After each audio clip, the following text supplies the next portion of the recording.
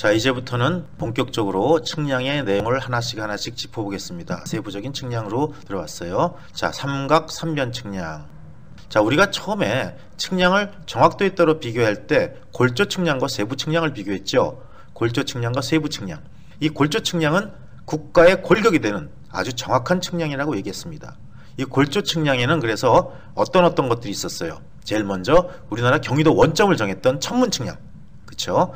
천문 측량을 통해서 원점을 잡고 각각의 삼각점들을 쭉 전국에 뿌렸어요.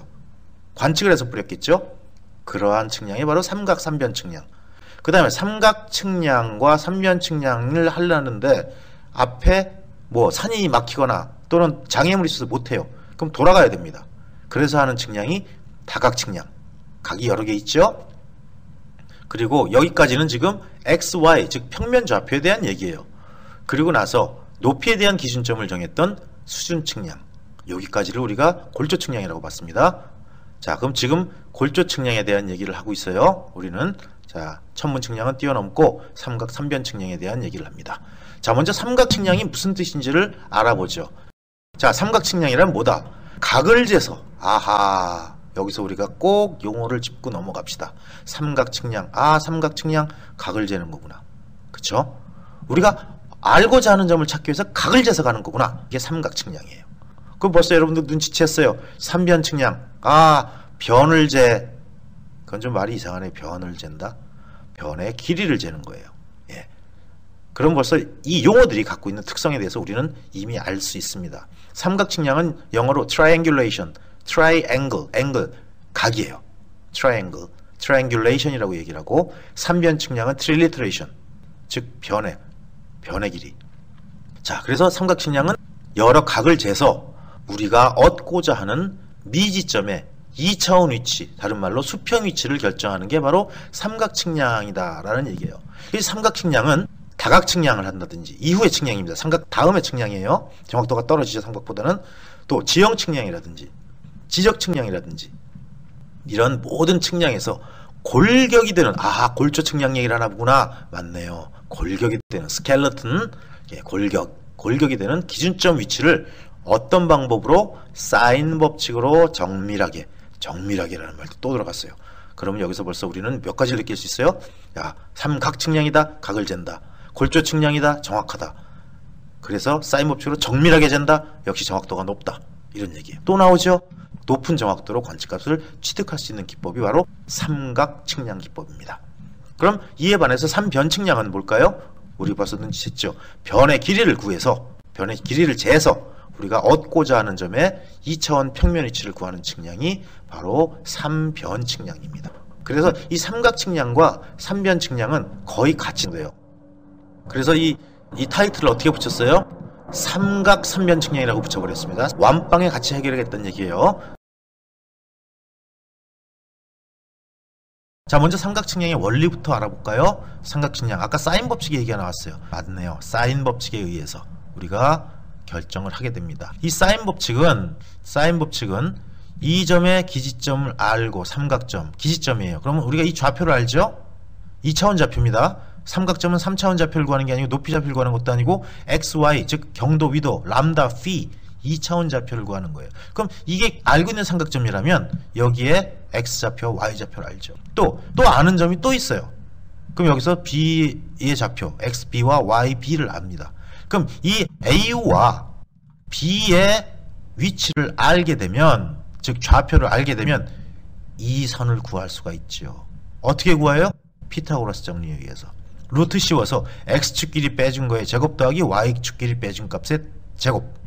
그래서 이 선을 우리가 이미 아는 선이다. 그래서 기선 또는 베이스라인이라고 부릅니다. 이런 용어들 여러분 꼭 머릿속에 넣어둬야 돼요. 베이스라인. 즉 두 개의 삼각점 위치를 알고 나면 삼각점의 좌표를 통해서 이 기선의 길이를 구할 수가 있어요. 그럴 때, 자, 여기다 기계를 세우죠, 이제. 그리고 우리가 구하려는 점을 C라는 점을 바라봅니다. 그리고 요렇게 각을 재요. 그럼 알파 값을 찾아냈죠? 다시 이번엔 B에다가 기계를 세우고 A를 보고 C를 봅니다. 즉 베타라는 값을 찾아냈어요. 그럼 알파와 베타를 정확히 구할 수 있다면 감마는 구할 수 있죠. 어떻게? 삼각형의 내각의 합은 죽었다 깨도 180도가 돼야 돼요. 이건 진리요 길이요 생명이에요. 그렇기 때문에 이 감마 값은 어떻게 구한다? 180도에서 알파와 베타를 더해서 빼주면 이 값이 나오죠. 즉 알파와 베타가 결정되면 감마도 결정이 됩니다. 또 이 기선 C라는 선분을 길이를 알고 있어요. 이럴 때 우리가 사인 알파분의 A는 변의 길이입니다. 이 변의 길이. 그 다음에 사인 베타분의 B 역시 이 각과 이 변의 길이. 그 다음에 사인 감마분의 C 즉 이 각과 여기에 대변 C 요거를 이용해서 이 알파 값과 베타 값을 알게 되고 이 기선 C라는 선분의 길이를 알게 되면 모든 값들을 다 찾아낼 수가 있습니다. 이게 바로 삼각 측량의 원리예요. 그럼 3변 측량은 코사인 J 법칙을 사용해요. 그래서 코사인 A는 2BC분의 B제곱 더하기 C제곱 마이너스 A제곱 이렇게 유난히 식으로 돌아가는 거 각각의 그 코사인 J 법칙에 의해서 변의 길이를 이용해서 각을 찾아내는 거죠. 무슨 말이에요? 변의 길이. 이건 다 변의 길이죠. A, B, C는 다 변의 길이에요. 변의 길이를 통해서 뭘 찾아내? 각을 찾아낸다는 얘기예요. 역시 변의 길이를 통해서 각을 찾아내고 변의 길이를 통해서 각을 찾아내고 또는 반각 공식을 사용합니다. 역시 이것도 변의 길이를 통해서 각의 크기를 찾아내는 거고 그 다음에 면적 조건에 의해서도 역시 찾아낼 수가 있어요. 여기서 주의할 거는 그 S라는 상수가 사용됐는데 이 S 값은 A, B, C 각각의 모든 변을 더해서 반으로 나눈 값이 바로 이 S의 값이 됩니다.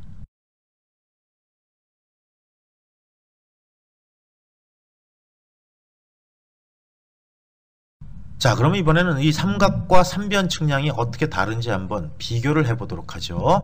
자, 이 삼각 측량에서 3변 측량으로 점점 변해 옵니다. 삼각 측량에서 3변 측량으로 변해와요. 과거에는 이 먼 길이, 긴 길이를 재는 거는 어려웠어요. 내가 여러분들한테 50m짜리 줄자를 주고서 한 10km 정도 거리를 재갖고 와라 그러면 줄자 집어 던지고 나가버립니다. 너나 해 그러고. 왜? 부담스럽고 힘들고 정확하지도 않아요. 그러다 보니까 거리를 재는 거는 많이 부담스러웠는데 반면 각을 재는 거는 쉬웠어요. 왜?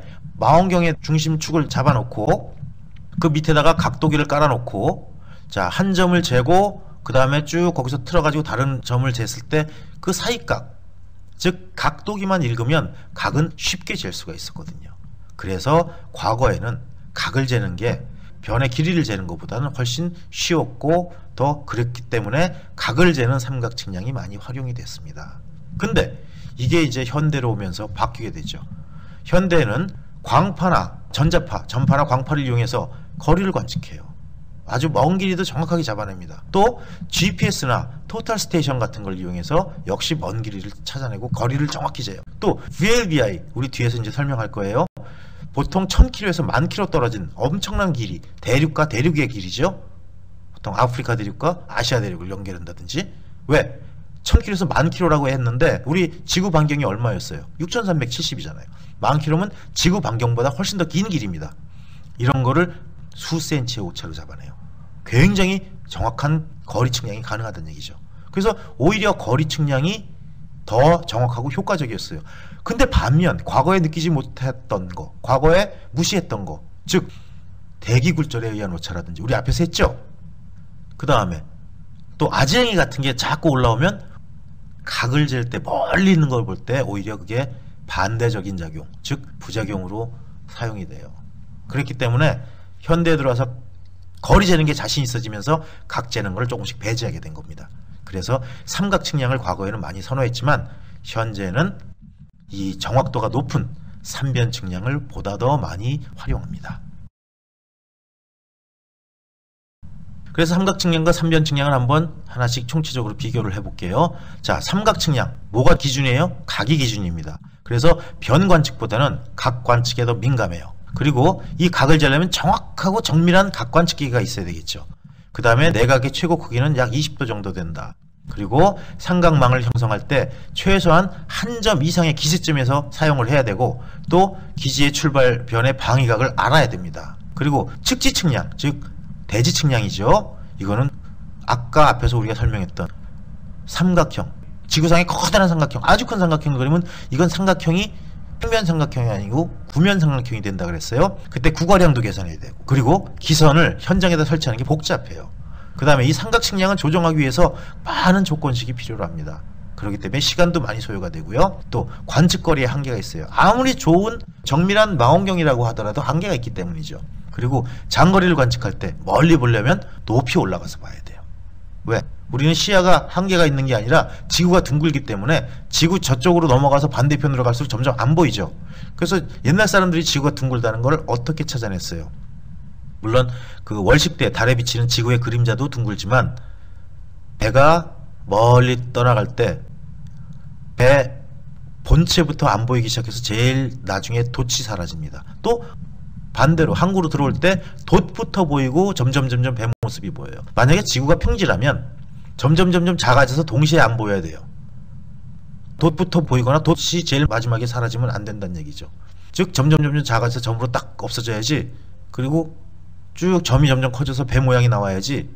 실제로 지구가 둥글기 때문에 배 본체는 안 보이기 시작하고 들어올 때는 돛부터 보이는 게 바로 지구가 둥글다는 그런 얘기예요. 그래서 멀리 볼 때는 높이 올라갈 필요가 있습니다. 반대로 삼변 측량은 장거리를 신속하게 관측합니다. 왜? 광파거리 측정기라든지 VLBI 같은 거는 신속하게 먼 거리를 잡아낼 수가 있어요. 오히려 망원경으로 보는 것보다는 편리하다는 얘기죠. 그 다음에 관측하려는 변해수가 점점 커지기 때문에 방위각이 좀 오차가 생길 수가 있어요. 또 삼각 측량에 비해서 보통 신속하고 경제적이고 정확합니다. 그리고 삼각 측량에서 사용하는 기선 확대를 할 필요가 없고요. 또 조건식 수가 적어요. 그런데도 높은 정확도를 갖는다면 오히려 바람직한 방법이겠죠. 또 변의 관측이 정밀도를 좌우하게 됩니다. 또 정밀도 검증을 위해서 다른 조건들을 찾아야 되고, 또 복잡한 기하학적인 도형을 그려서 만들어야 돼요. 아까 삼각 측량에서는 장거리 관측할 때 높은 관측탑이 필요하다고 했는데 이건 필요 없죠. 광파를 쏘거나 전자파를 쏘기 때문에. 그 대신 기계 오차를 보정해야 되고, 또 기상에 대한 보정이 필요합니다. 우리 앞에서 배웠던 대기굴절에 의한 오차, 지구 공률에 의한 오차, 이런 거에 보정을 해줘야 되죠. 그리고 관측거리는 경사거리로 관측이 되기 때문에 반드시 수평거리로 환산을 해줘야 된다는 얘기를 했었습니다.